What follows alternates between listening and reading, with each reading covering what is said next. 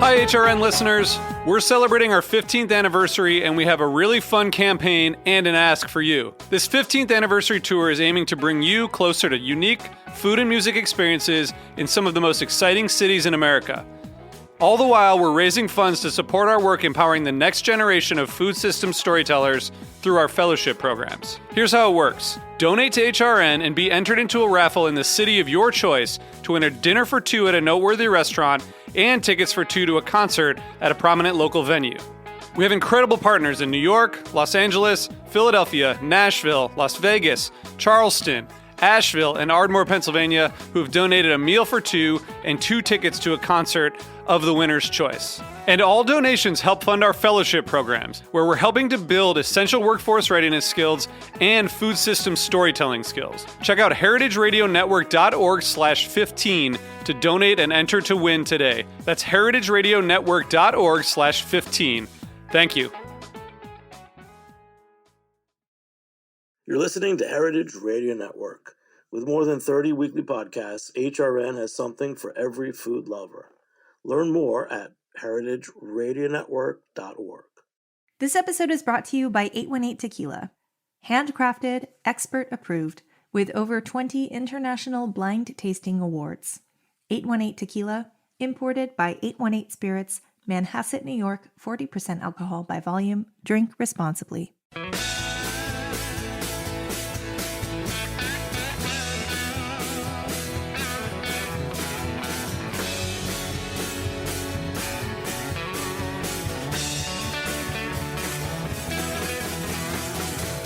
Okay, hey, welcome to Beer Sessions Radio on Heritage Radio Network. I'm Jimmy Carboni. I'm the host of Beer Sessions Radio. And today is Tuesday, May 31st. We're recording remotely. And I came upon this guest the way that many of these shows do come together, where someone said, hey, why don't you talk to Dave McLean at Admiral Malting? And I thought this is going to be a really great show. And we've had a lot of back and forth. So we actually have a lot to talk about, even though we've never met. So, Dave, why don't you say just a few things about yourself so that our listeners can hear your voice and get to know you a little bit? Sure, yeah. Hey, thanks for having me. My name is Dave McLean from Admiral Maltings. And before that, I was the founder of Magnolia Brewing Company here in San Francisco. And another little bar here in the city called Alembic Bar that is still a cocktail bar. But my primary focus these days is making malt, making and selling malt at Admiral Maltings. Wow, and that's a great history right there. Let's just start with the early days. So Alembic Bar, Magnolia Brewing, early days in craft beer. How you got into it, and some of your interests that kept you in it for so long. Yeah, well, for me it started back east. I'm from Pittsburgh, Pennsylvania, and I went to school in Boston. I went to BU, and spent until I moved out here later. I spent all my time on the East Coast, and my discovery of craft beer happened in Boston. There weren't that many breweries back then. I mean, we're talking 87 to 91 was the time I was there. And but there was, Harpoon was already there. Catamount up in Vermont was there. So there were some local beers. There were some breweries from Maine. I think I can't remember if Gritty McDuff's was around by then. So there were beers starting to show up back there that caught my attention. And I've told this story elsewhere, but really one of the first things that kind of clicked was discovering a lot of West Coast craft beers in the parking lots of Grateful Dead shows. Especially Sierra Pale. And I know for sure I had my first Sierra Pale Ale in a parking lot somewhere. I don't know where. North Coast and Mendocino Brewing, Red Tail Ale. Those were showing up. There was sort of an odd migration of West Coast California craft beers that would turn up in parking lots because a lot of California hippies would load up the vans and head out on tour and sell beer to make money. So that's what you'd find in picnic coolers in the lot. So it's an odd way to discover it, but it made sense because that was an environment and a culture where there was a shunning of things mass produced and kind of going against the grain. It was an alternative culture, and so of course beers like that were unique and different had a lot of flavor. those were the things that were embraced, and maybe they were embraced there before they would pop up in other places, in the community. So that was the intro. There was a little pub in Boston in Kenmore Square that I would go to that had some craft beers and some English imports like Fuller's. That got me kind of sent down an English brewing path. It's neat that you're talking about that, because I don't think too much about the early days. All I know is that I think when I started out too, I wanted something different. You wanted to have wine or beer and food that wasn't just commercial, and that kind of was an extension of your identity, right? We'd say lifestyle, but then we might have said it was cool. Right. Yeah. If you had any kind of a bent toward, thinking, I don't know, outside of mainstream boxes and whatever kind of path you're on had any kind of uniqueness to it, it sort of, in hindsight, it felt like a natural fit. It's like, yeah, why would I be drinking Budweiser in the lot of a Dead Show when everybody's making their own, I don't know, whatever. People made their own clothing and jewelry and selling all that stuff. It seems like a no-brainer. I certainly didn't think about it at the time. I wasn't analytical enough to think, why am I liking this? But it makes total sense. Yeah. Well, so the next step, you went to UC Davis and you learned how to brew. Exactly. I caught the bug. Started visiting a lot of breweries on the East Coast still. There was one brewery. It's no longer there. It was a brew pub in Boston, in the North End near Boston Garden, that was called Commonwealth Brewing Company. And that particular brewery had a strong focus on English style beer and cask conditioned beer, and that kind of set me down that path. And there was Commonwealth had a sister brewery that you probably may remember in Manhattan called Manhattan Brewing Company. Oh yeah, I think it was on Canal Street near the tunnel, up on the second floor, I believe, if I remember correctly. And they also had cask conditioned beer there. I remember that as an early. So I kind of went down a path of really loving English style beer and brewing and cask conditioned beer. As I made my way out here, catching a lot of Dead Shows on the way, I started visiting a lot of local breweries. And I'd travel through a town and seek out the local brewery, which was so much harder then, right? This is pre-internet. So, the move was to find a brewery and then pick up whatever that region's brews paper was, whether it was Ale Street News or Midwest Brewing News or whatever. Out here we had the Celebrator. And then in those papers, the formula for those newspapers was always a centerfold directory of the breweries in that area. So you'd find one of those, and then you kind of plot out the course around that region. So I was already doing that, and on my way west, this would be 1991. And by the time I got out here, I was so obsessed that one of the first things I did when I landed here and got situated was find a homebrew shop, probably because it was listed in the Celebrator beer newspaper, and start homebrewing. And I got so hooked so fast that I quickly figured out that there was a program at Davis for me, and I went and did it. Wow. So back then, I remember, like, even in New York, there were some early beer bars, and it seemed that English style ales was something that was different, right, from craft, commercial beers, but also like things like Chimay and some of the Belgian beers, right? Yeah, those were kind of your two options, right, in terms of big, broad categories or families. For as much as there has always been some amazing, great German beer, there was a little bit of a I don't know how to put it, but there was a little bit of a ignoring of that because people were trying to get so far away from bland domestic American lagers, and so lagers as a whole, kind of as a broad category, kind of sometimes got ignored or overlooked. And so the two other options at the time were definitely Belgian stuff or English inspired beers, and that's sort of kind of the birth of American craft beer seems to have kind of come more out of those two, and then I'd say only now are we kind of falling back in love with really high quality lagers. Oh. It took this long to become safe to drink lagers again. Yes. And going back, UC Davis, what was the program like back then? I mean, you were there in like the early 90s. It wasn't trendy then, I'm sure. And what was the focus of the Brewers program then?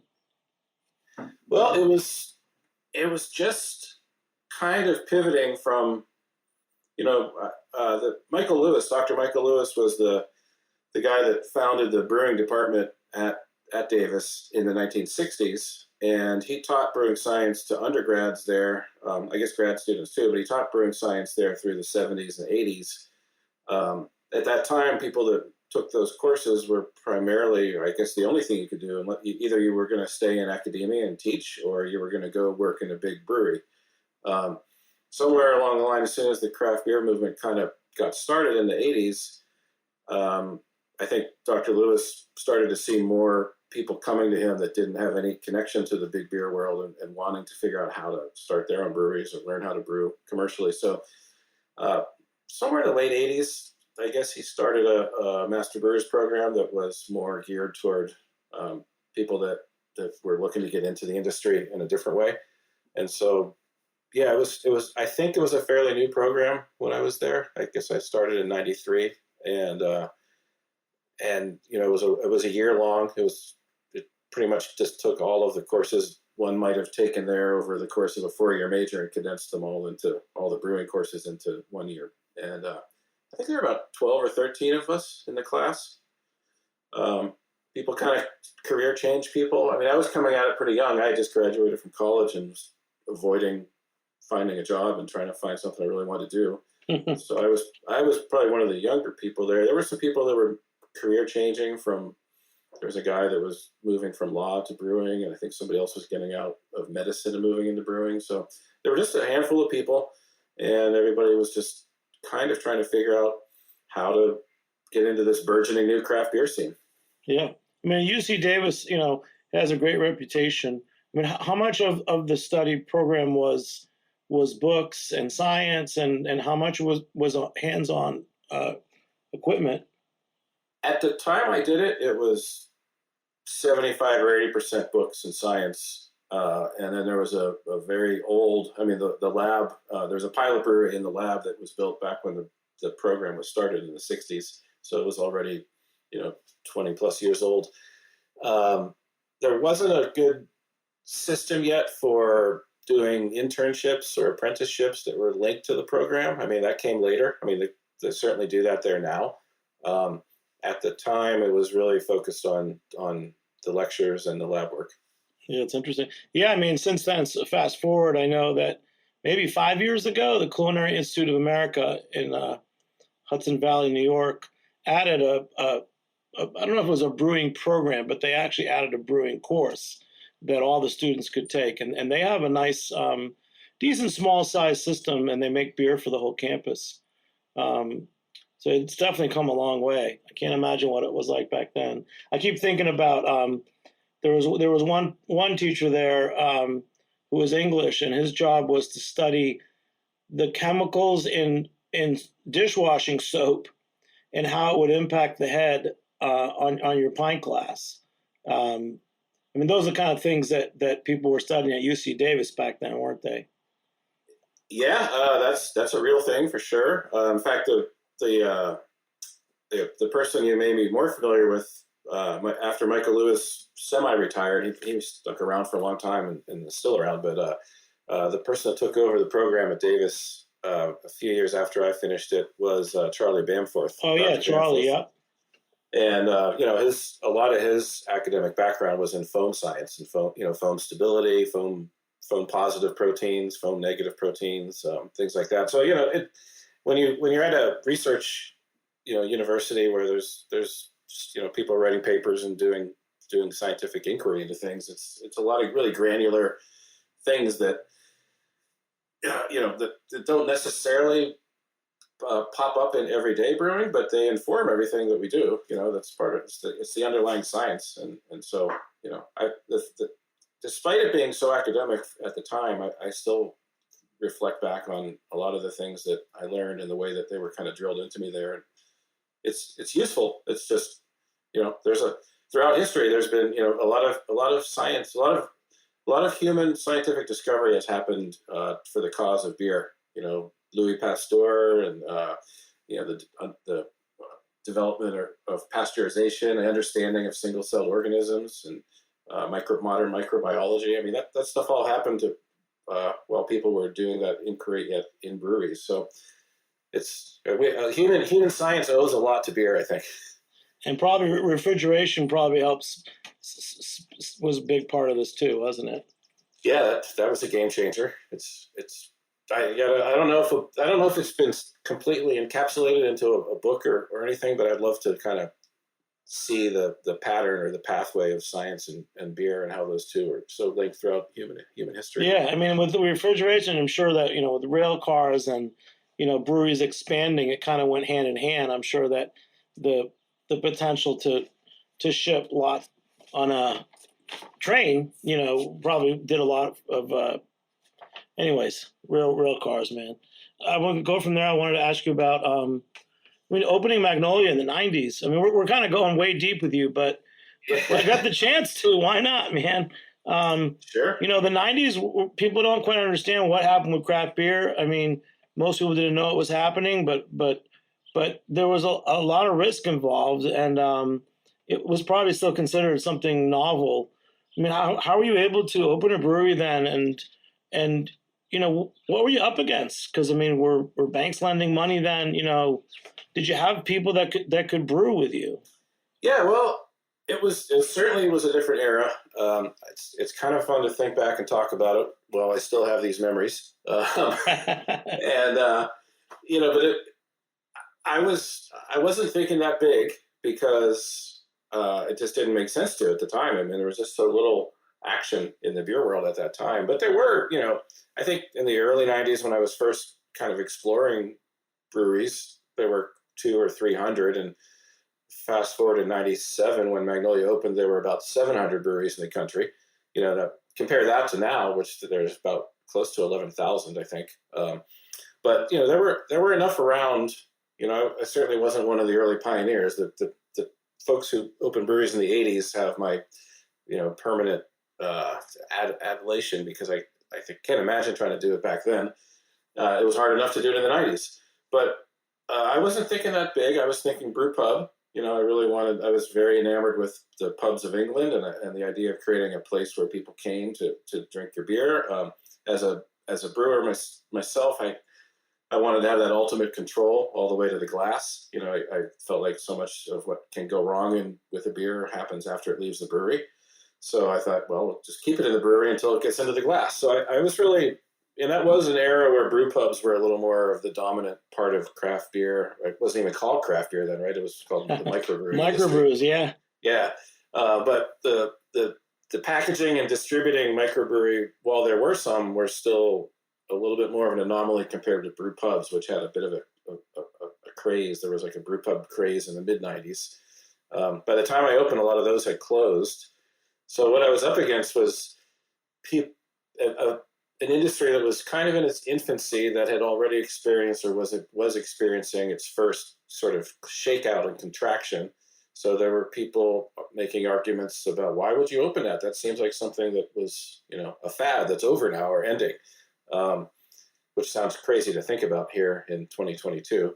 But I think the year that Magnolia opened, either the year it opened or the year before was the first year when the Brewers Association counts their stats for the year, where there were more closings than openings. And so it was strange, because on the one hand, it felt like an up and coming industry, but on the other hand, it was an industry that was going through a bit of a shakeout or a correction or contraction, whatever you want to call it. So it was uncertain, to say the least, what kind of success we would have.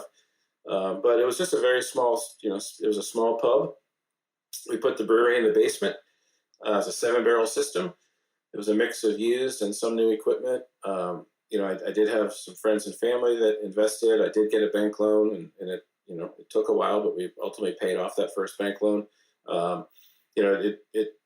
Of course, interest rates were sky high in the 90s. I think our interest rate on that first loan was like, it's like prime plus 3%, and prime was like 7%. So it was like a 10% bank loan.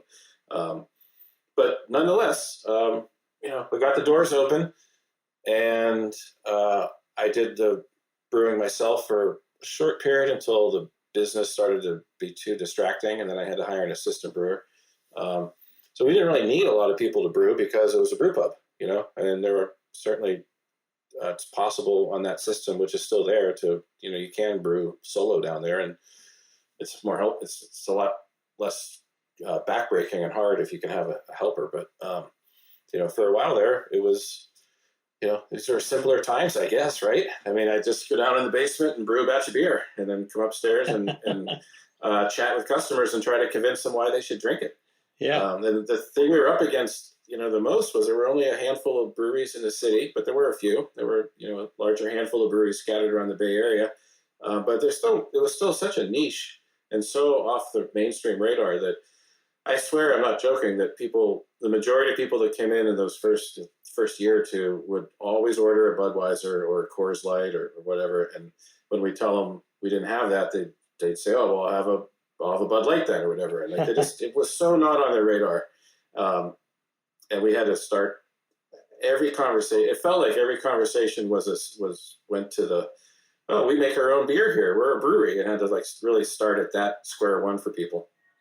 Wow. What would you tell someone to get if they ordered a Bud Light? Because I remember even in 2005 when I opened my first pub, Jimmy's Number 43, which I loved.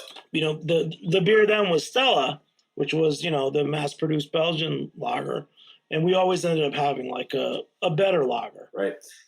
Well, I couldn't do that because we didn't make any lagers. The brewery wasn't really set up to make lagers, and at that time, not that many people were. I mean, there were some people specializing in delicious German-style lagers, but it was uncommon. And so we were making English-style ales, and we were making American, adaptations of English-style ales, and early hoppy beers, early American IPAs. So I didn't have anything like that to give people. So I had to kind of we had to steer them toward flavor and get them to not drink with their eyes first, because they'd see something come out of the tap that was, even if it was a copper colored beer, it was quite a bit darker than the lagers they're used to drinking. So it was very rudimentary, just trying to get people to understand that, the darker the beer doesn't necessarily mean more flavor or, just there's so many little things that we take for granted now. But at that time, it was really more just a pleading, begging, just try it. You'll like it, I swear, And it's alcohol, so. Right, there's that. But did you sell more high ABV beers than low? Yeah. Well, we didn't make a lot of high ABV beers.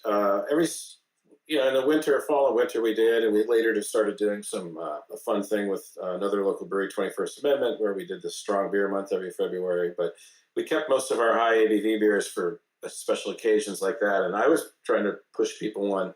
It was even harder to sell in some ways because I was trying to push people on English milds and ordinary bitters, best bitters, stuff that was 3.5 to 4.5% ABV. And there were people that did come in and just look at the board and order by alcohol. They just go for the strongest beer. But yeah, these are beers that were more expensive and had lower alcohol and maybe had more flavor. So it was very confusing to a lot of people. Yeah. And yet it worked. I mean, it worked. People kept coming. About English style and the cask beers, and I know that they're coming back again. But it seemed like into the late 2000s that having a cask engine at the bar represented, especially with beer bars, it represented a certain type of beer bar. What was that like in the late 90s? I mean, did you have to sell people on cask ale, or did you actually have devotees? Both. We absolutely had to sell more people than we had devotees, but I started out with because I was so obsessed with English style beers, we built a separate second cask cooler in the basement that had stillage that could hold 22 firkins. And we put in 5 beer engines on the bar. They were countermount, they were built right into the bar, not the clamp on kind. We really kind of went for it. And it did somewhat follow the "if you build it, they will come," saying, because a few people would come out of the woodwork that heard about our cask beer and they would come for that. And then other people we were able to kind of turn on to cask beer and make new fans out of them. I think it's just one thing we would do over and over and over, and I always told our staff that they were welcome to do this and please do it, was to always, if there was a beer that was being served both ways and somebody ordered it on regular draft, to pour them a little taste of the cask version of the same beer just to educate them. So those early days, there was just a lot of that over and over. Yeah. So I think it really comes down to having your systems and really doing a good job of it, right? Because even now, it's like some places on the East Coast I'm seeing are adding like the Czech style side pour, and when it's done well, it's not just a novelty, but it's a really good drink. I think that the same for cask. If someone's really doing a good job and they have a cask conditioned ale, then it can make a comeback too. Just because I feel like by the early 2010s, it was out of control where everyone was putting every damn thing in a cask and sending it to a festival like 10% imperial IPAs with weird herbs in it.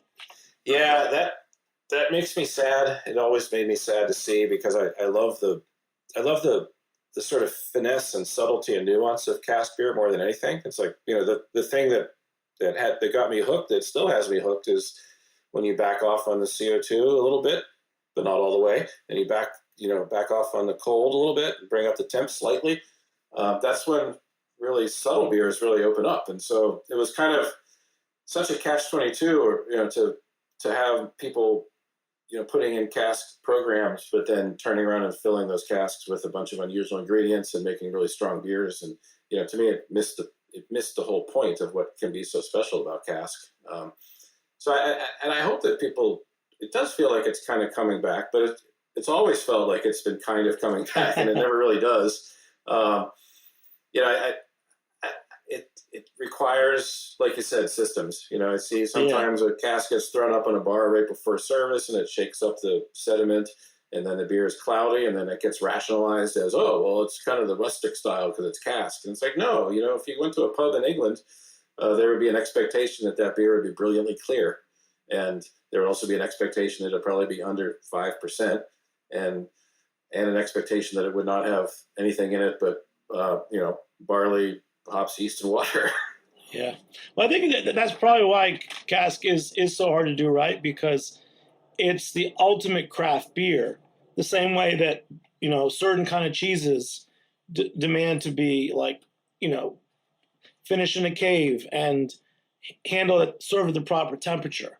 It's not the kind of thing that you can just mass produce, and I've said this before, and we can say it, but, Guinness, the nitrogen is, whenever it was the 50s, the nitrogen pour is the industrialization of the cask style, and right. We all know that. Not everyone knows it, but I think that the brew pub is probably the best place for a cask conditioned beer. Don't you think so?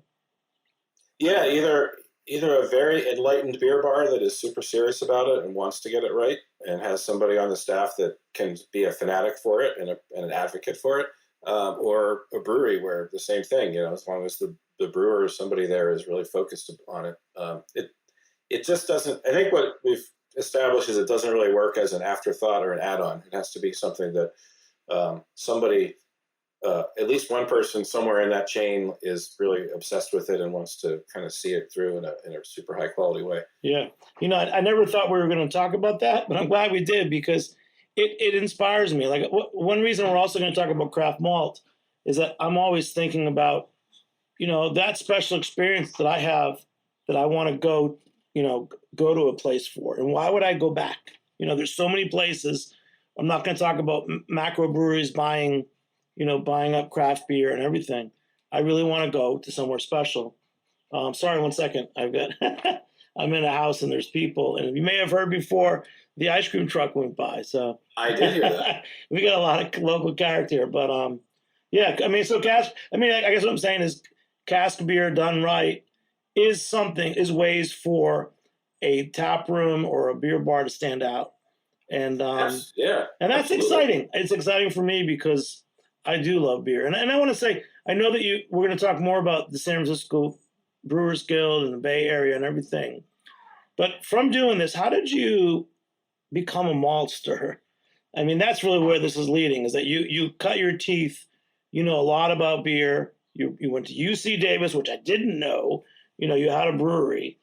How did you become a maltster? And just full disclosure, For me, I find that craft malt is like one of the most exciting things in craft beer right now. Yeah, well, I mean, I'm glad you say that because I feel the same way. I think craft malt and local regional ingredients, so including hops in there too, is really the next frontier and next chapter in craft beer, or I would certainly like it to be if I could have any say in it. And it's a thing that I've wished for pretty much since I got into it. And one of my two partners, Ron Silverstein, he started Thirsty Bear Brewing here in San Francisco 1 year before Magnolia opened, and so I know, we both feel that way or felt that way for years. I made by virtue of making a lot of English style beers, virtually almost all of the malt that we used at Magnolia was English Maris Otter. And it's an amazing malt. It's got this great story to it. It's an heirloom variety that keeps getting grown and keeps getting malted, even though a lot of barley varieties tend to kind of have a moment and then get surpassed by the next barley that comes out of a breeding program. But Maris Otter is this legendary malt. Brewers around the world love it. Brewers in England still love it. I used a ton of it. I used many, many tons of it over the years. And yet, the bummer was it was from 5,000 or 6,000 miles away. And, using it for 20 years straight, you start to think about some of the numbers behind that, just how much, what's the carbon footprint and the miles traveled of all that malt to get to a little tiny brewery in the Haight-Ashbury in San Francisco. And it's like, I wouldn't do it over differently with what was available then. But if I could have made all that beer, all that English style beer with super freshly kilned, California grown malt, like what we're making at Admiral, I would totally replace most of the malt that we used for something like that. And that's kind of where it started for me. Ron, my one partner, was the driver of this. He was the one really trying to start a local malt house for similar reasons. And Curtis Davenport, our third partner, comes at it more from sustainable farming and looking for ways to make crops that are better suited for California's growing conditions into something of value that farmers might like to grow. But I just wish that the whole time, I wish I could have made all that Magnolia beer with local grain, because when you start to, the craft beer industry wraps itself up so much in the sort of flag of local, support your local brewery. And we have all kinds of stats about why that's good. And it is good. It's amazing, to have local jobs and keep money in the community and not send money out of the country to large multinational corporations. When someone comes in and drinks a beer at a local brewery, like it's really, supporting the community and jobs. And it's all true. But when you start to put it under the big spotlight and stare at it really closely, how can that stop at the brewery itself? What about all the rest of the story upstream from there? Where did that grain get grown? Since grain isn't really used raw, like where did it get malted? Who malted it? Who grew it? Who malted it? How did it get into the brewery? It's not like the brewer snapped his fingers or her fingers and just made it appear. And so I feel like the story of craft beer is as powerful as it has been, can only become more powerful if you actually connect all the dots and link it all together and make it so, now we're not talking about local beer that's made from ingredients shipped and trucked in from all over the world. But now we're talking about local beer made from, malt from across the bay, which is made from grain that was grown just outside of the Bay Area in the Sacramento Valley. In our case, there's a craft malt industry, as you know, that's sprung up all over the country and world. And so, a lot of people around the country can tell similar stories about their beer if they work with craft malt and support their local maltster. And so it was kind of a no-brainer for me to partner up with Ron and Curtis.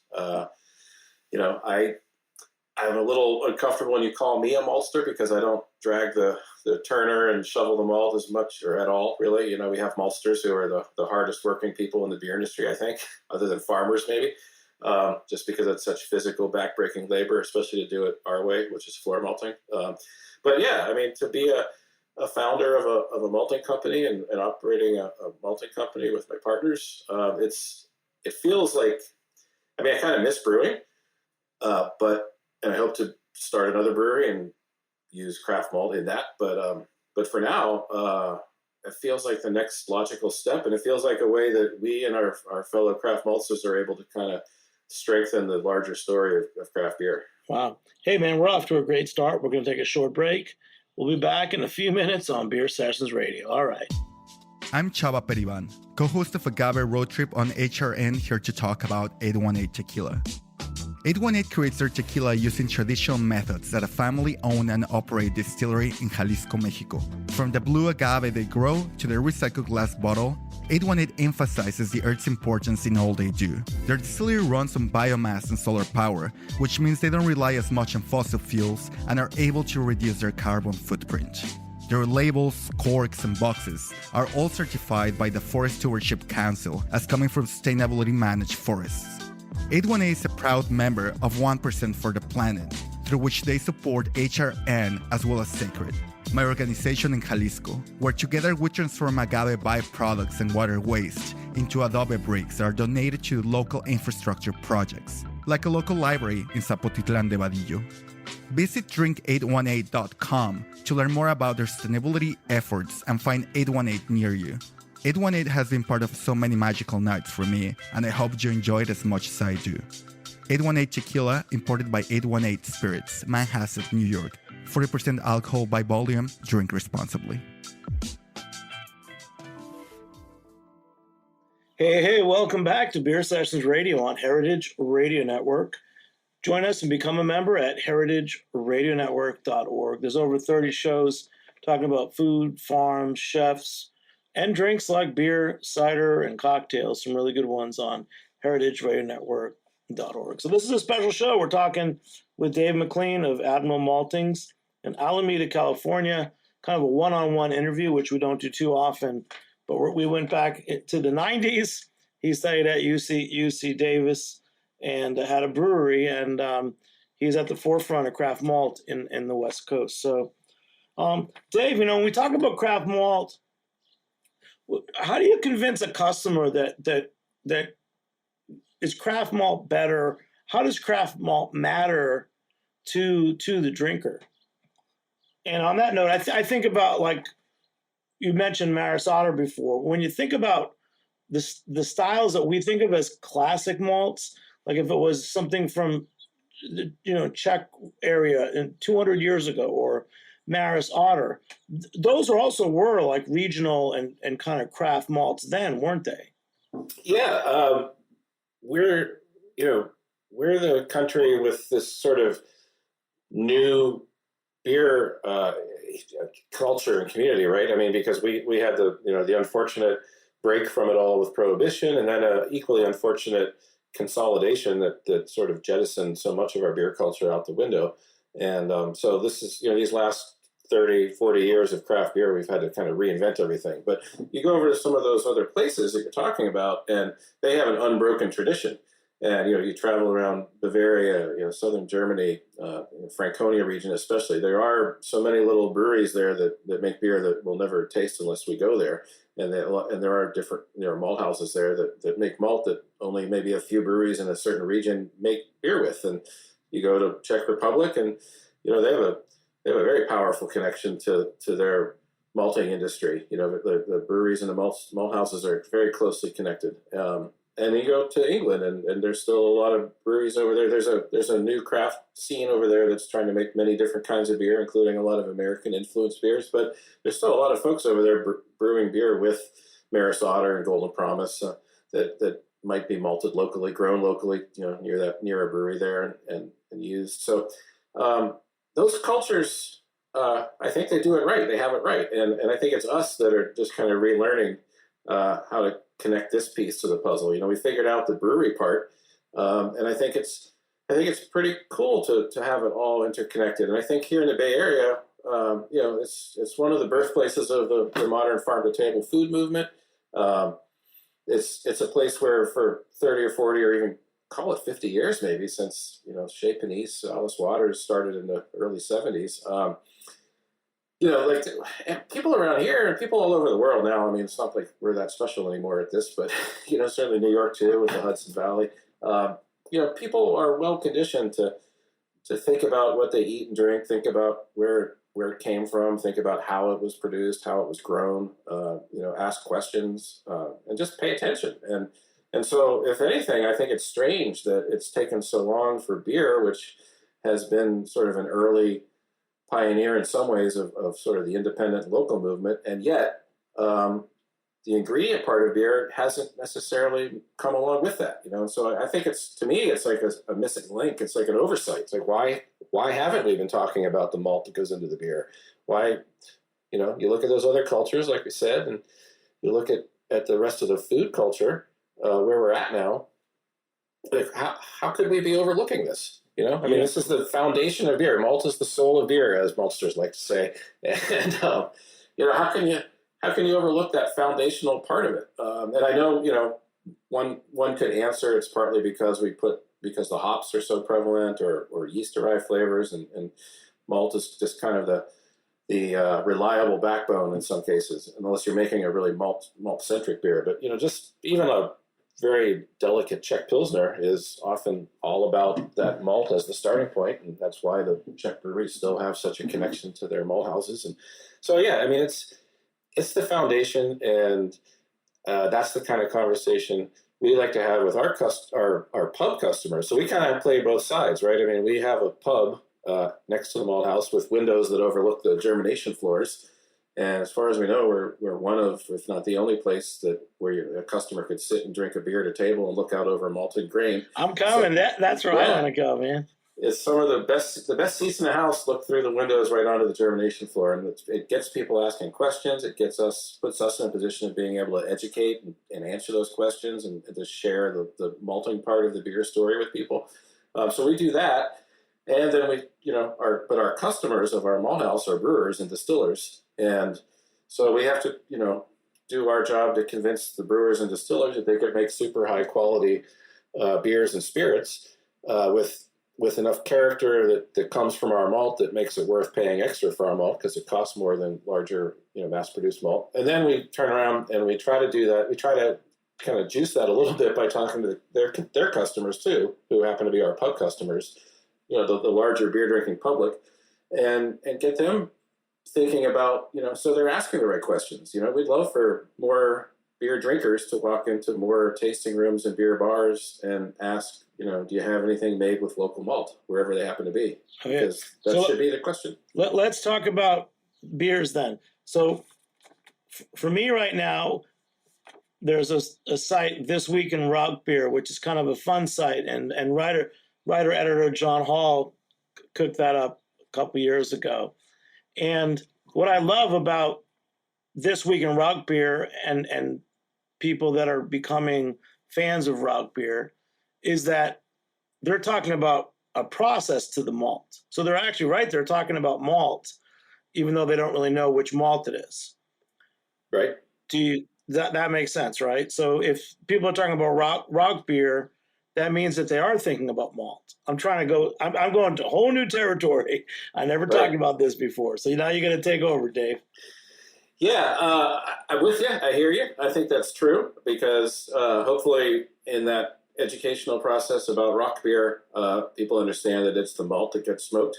But what I'd like for us at Admiral and our peers at other craft malt houses and all of our malt customers in the breweries and the distilleries to be having an even bigger conversation, which is just like every beer is made with malt. I mean, I love that there can be a deep dive into rock beer today. Like, that's amazing, and because I like that style, and that's very cool that he did that, and I'm going to check it out. But the salient point, like the takeaway, is that you can't have malt. I mean, you can't have beer without malt. Beer is, by definition, a fermented barley product or a fermented malt beverage, and you can't really easily ferment barley unless it's been malted, without the use of exogenous enzymes and a lot of headaches. So malted barley comes from a field and it's the foundation of beer. It's an agricultural product, no different really than grapes and wine. And so, the conversation is to our responsibility, or what we have to do is just get people thinking about every single beer that they drink, just knowing that malt is where it starts. So it could be the lightest, Pilsner, without a lot of really robust, stereotypical malt sweetness, but it should have some grassy notes and a little bit of like hay and some kiln derived flavors from the malting process itself, which could be a little bit of like bread crust, the lightest bit of toast. I mean, as you get into darker malts and more full flavor beers, those things get amped up and ramped up. But I think that the thing that is so critical is for people to understand that even the lightest beer is still a malt beverage and should have some malt flavor to it, even if you shove a bunch of hops on top of it. Yeah. So let's talk about a few of the beers that are made with your malt. The only reason I went to talking about rock beer was that it's an example. I think that you can say there's flavor from related to the malt. So now we're going to go to regionally grown, grain and craft malt. Tell me about, let's talk the rest of the show about maybe 3 different drinks that are made with your malts and what's different about them in terms of the malts and what flavors you can taste. Well, that's the thing. I've got a couple beers here that, as I try to always have in my fridge, that are made with our malt. And one of them I've got here is from Harmonic Brewery here in San Francisco, and it's called Prague Rock Pilsner, and it is a Czech Pilsner or Czech style Pilsner, I guess. And one of the things that I love about it is it's 100% Admiral Pilsner. That's our flagship style, our Pilsner malt. We make a few different base malts or foundation malts, we call them. Like a pale ale type malt, like more like a Maris Otter that's a little more robust, and a couple different styles of Pilsner malt. So this is, I think what's really cool about freshly kilned malt, and that's a big part when I say freshly kilned. The kiln derived flavors and aromas that come during the kilning process, the third and final step of malting, some of them are volatile. And so just like with other heat-derived compounds and flavors, just like in coffee roasting and bread baking, some of those flavors dissipate into the air because they're volatile. And so when you have malt that's been sitting around for 6 months or traveling across an ocean, some of that's lost. And so what's particularly cool about a beer like this is the grain bill is as simple as it gets. It's not, it doesn't have, 3 or 4 different kinds of malt in there, each performing a specific role or trying to check a box to get to that brewer's, vision of their recipe and flavor profile. It's just one malt. It's 100% Admiral Pils. And yet it's, it was probably made with Admiral Pils that was less than 2 weeks out of the kiln when they brewed with it. And so a lot of those volatile flavors and aromas are captured in there. And, now that we've tasted so many beers, hundreds of beers have come through our taps at our pub, The Rake, we start to pick up on a house character that comes from the part of the malt that's freshly kilned. And so this has that. So this is on paper, a pretty light beer, delicate beer. It's, 5.1%. It's a very pale golden beer. And if you look into it a little further, like, or if like I know, it's 100% just one malt, Admiral Pils. Some nice hop character. I always forget which hops are in this. They've told me a number of times, but it's not aggressively hopped, but it's a nice balanced beer, just like English ales are balanced. And you taste that malt. You taste a little bit of that breadiness, a little bit of that hay and grass, and it's awesome.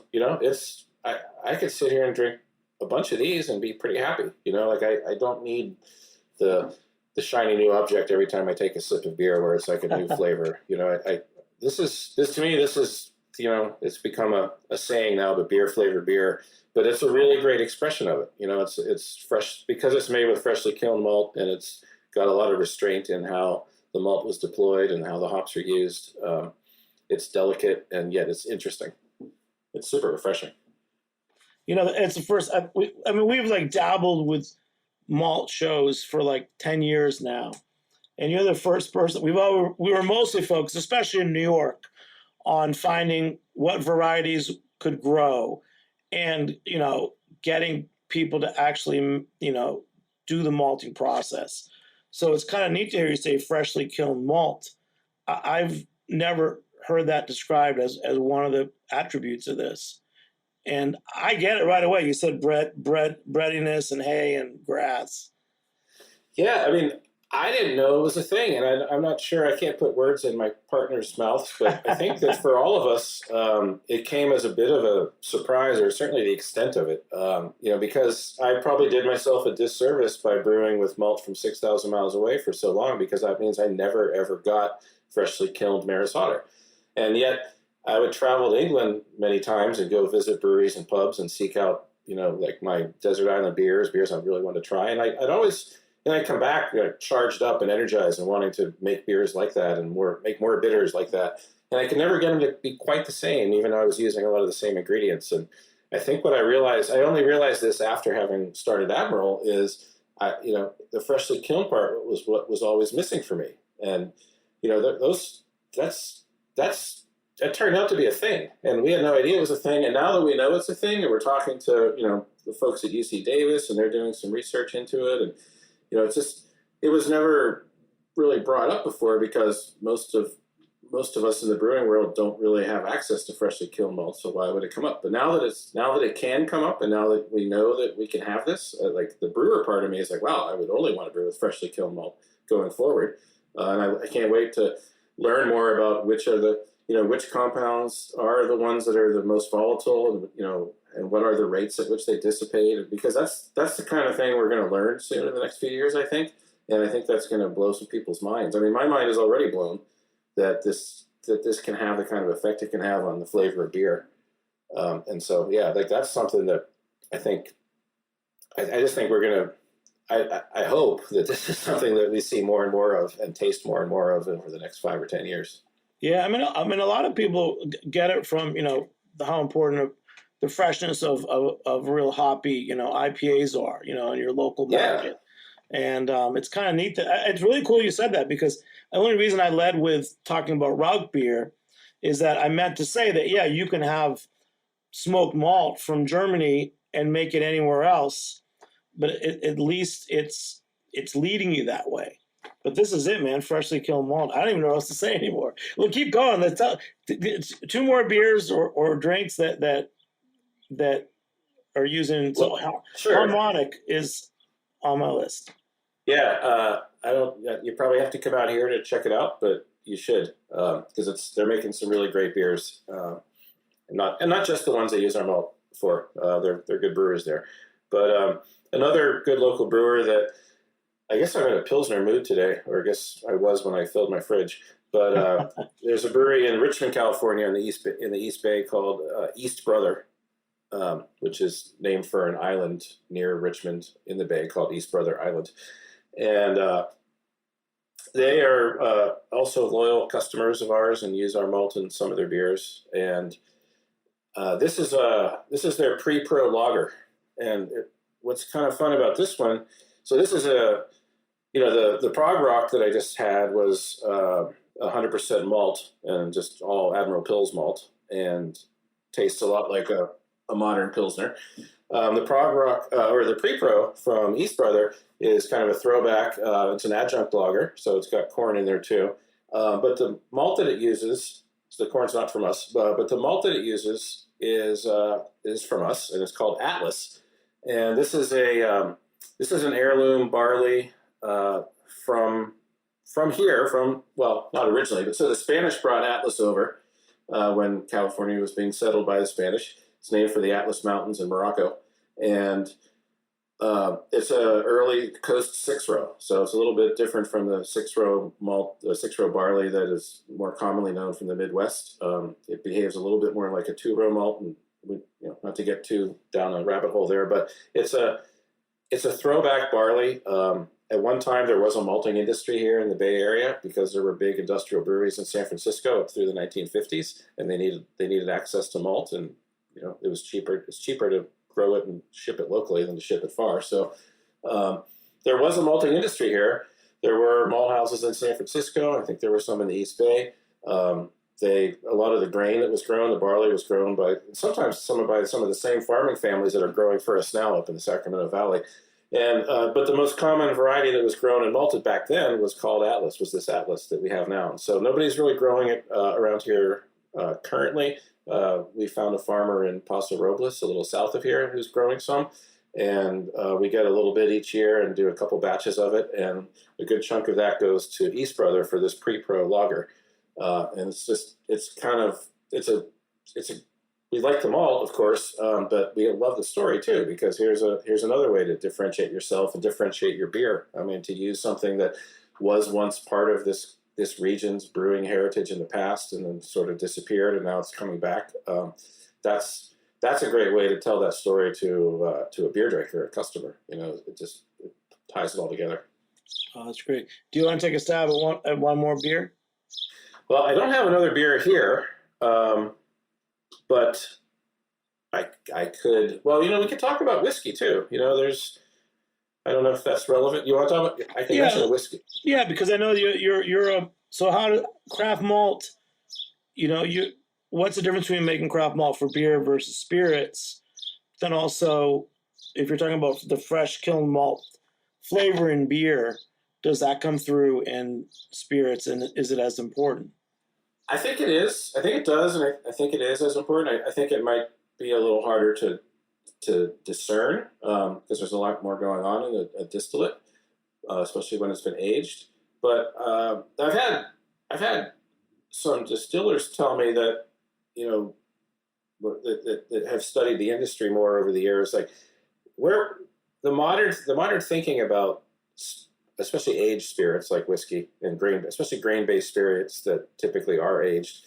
The modern thinking has been that the vast majority of the flavor comes from the barrel, comes after you brew and ferment and distill it and sit it in the barrel, and people throw around numbers like, well, 60% of the flavor comes, or 70% of the flavor comes from the barrel, but people that have been paying attention longer or have looked back a little bit say that pendulum has swung in that direction relatively recently, and that while the barrel aging has always been important because of the significant flavors it contributes, there was a time where people did pay a little more attention to the malt and grain contributions as well. I think a lot of distillers kind of treat malt and grain the way brewers have in the sort of late 20th century, early 2000s kind of commodity way, where it's just, your grain bill is important, but, you do other things in your process that maybe are more important.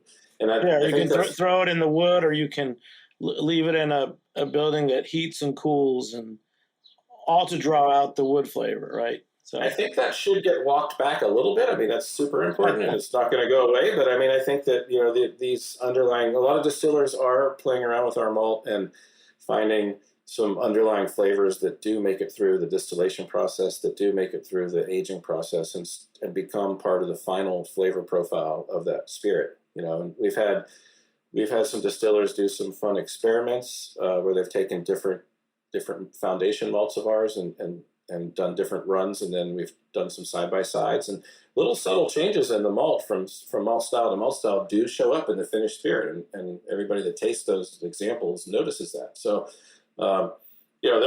I think what's happening on the craft spirit world, while I'm less connected to that, historically from my own path in life, I'm still a big fan of it, and have certainly interacted with it through my bars where I've poured those spirits at. I just don't have a history of making it, but I think it's just as exciting.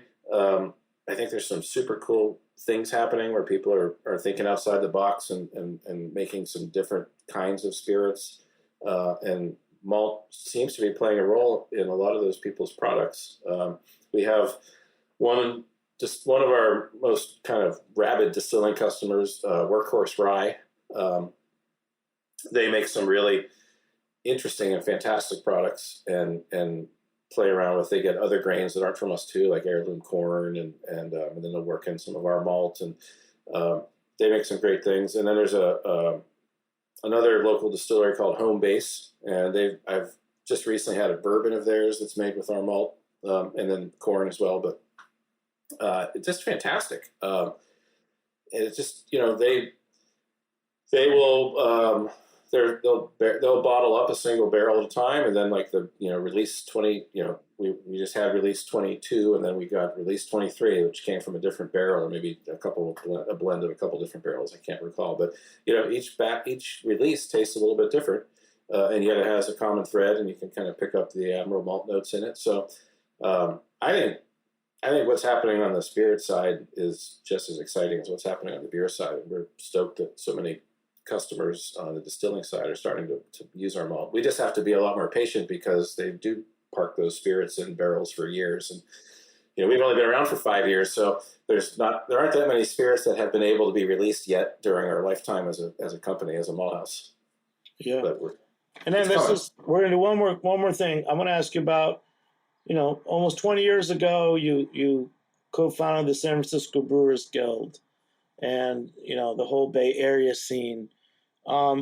Is Admiral Malting, you're pretty much like you in the Bay Area. Just say something about the relationship you have between the farms, the malt and the producers using your product. Brewing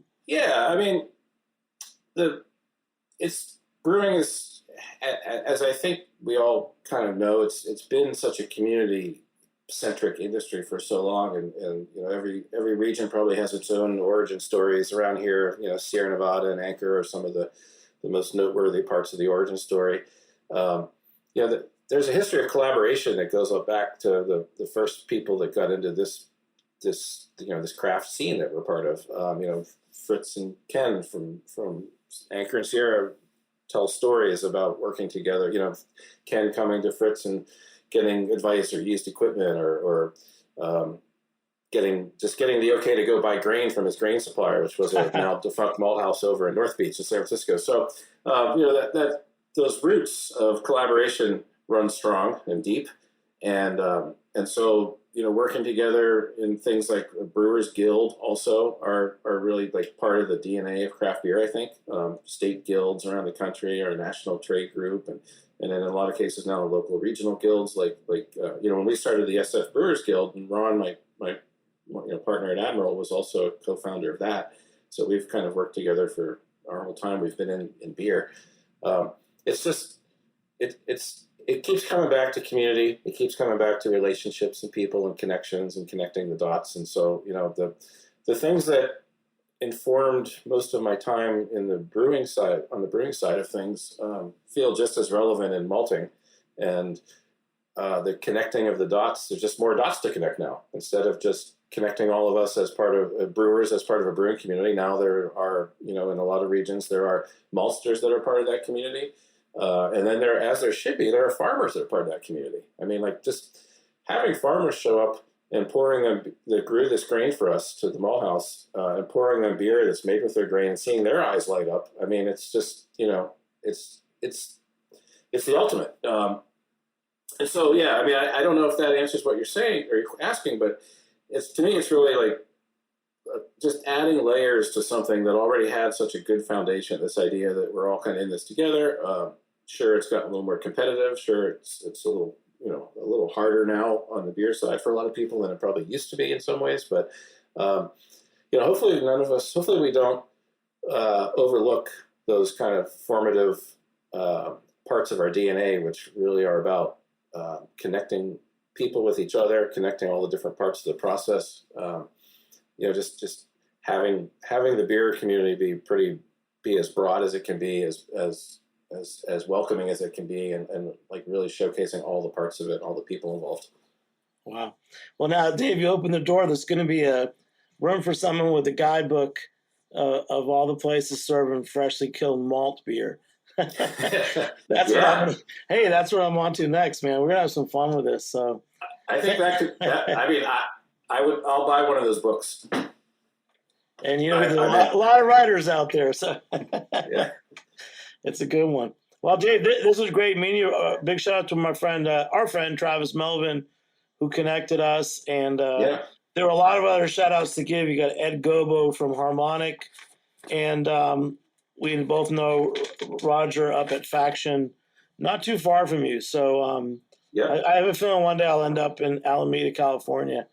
So I hope so. Oh yeah, and Come by. but thanks again. I'm gonna say it one more time, kids. Fresh kilned malt beers. Wow, we're on to something new. This is exciting. So I feel like for the last year we've done a lot of craft malt shows. Now we're finally getting it. So Nice. thanks so much, Dave. Dave McLean, Admiral Maltings. Thanks for joining me here on Heritage Radio Network. Big shout out to Armin Spengen, our engineer, and Alex Tran, our producing intern. I'm Jimmy Carboni. We'll catch you next time on Beer Sessions Radio. All right. Thank you. Thanks so much. Beer Sessions Radio is powered by Simplecast. Thanks for listening to Heritage Radio Network. Food radio supported by you. Keep in touch at heritageradionetwork.org/subscribe.